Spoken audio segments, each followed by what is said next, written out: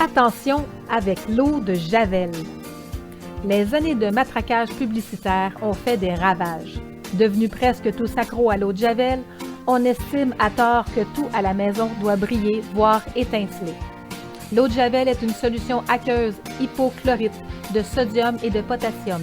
Les services de nettoyage des entreprises, hôpitaux, bars et restaurants ne savent plus s'en passer. La déviance hygiéniste de vouloir tout désinfecter est pourtant illusoire dans nos intérieurs où le risque d'une contamination mortelle est illusoire. Quoi que l'on fasse, il y aura toujours des germes qui ne sont pas forcément toxiques et nocifs. Sans germes, pas de système immunitaire. Une fois les germes éradiqués dans la cuisine, il suffit à peine de faire quelques pas dans une pièce voisine pour recontaminer. Les colonies de bactéries se rétablissent rapidement. On peut donc dire que pour un usage domestique, l'eau de Javel a une action trop importante et destructrice dont on doit se passer. C'est mauvais pour la santé et pour l'environnement.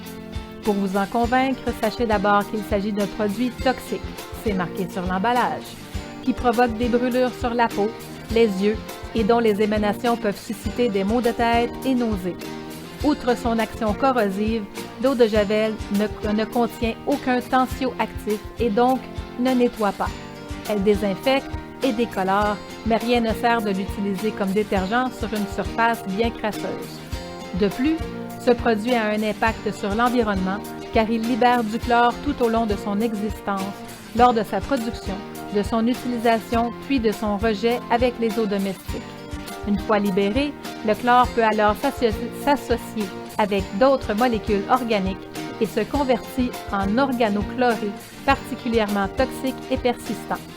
Enfin, en perturbant l'équilibre bactérien des habitations, l'usage excessif de Javel peut au contraire favoriser le développement et la résistance de certains germes pathogènes. Une désinfection n'est utile que s'il y a un risque viral ou bactériologique important. Pour faire briller vos sols, désinfecter vos lavabos et votre poubelle, un détergent écologique suffit mélangé à l'eau chaude. Parmi les ingrédients sûrs et naturels, on peut citer le véritable savon de Marseille, le savon noir, le vinaigre blanc, le bicarbonate de soude, les huiles essentielles ou encore le jus de citron. Fabriquer ses propres produits ménagers en suivant des recettes qui ont fait leur preuve depuis la nuit des temps permet d'éviter des procédés industriels de fabrication très polluants de ce type de produit. Et voici une recette de nettoyant à faire soi-même. Dans un récipient, prenez un savon de Marseille, râpez-le, puis mettez-le dans l'eau chaude pour le faire fondre. Une fois refroidi, ajoutez-y un jus de citron, un verre de vinaigre de cidre, une cuillère à soupe de bicarbonate de soude, versez 4 litres d'eau. Il ne vous reste plus qu'à mélanger, puis verser dans des vaporisateurs. Toujours secouer avant utilisation.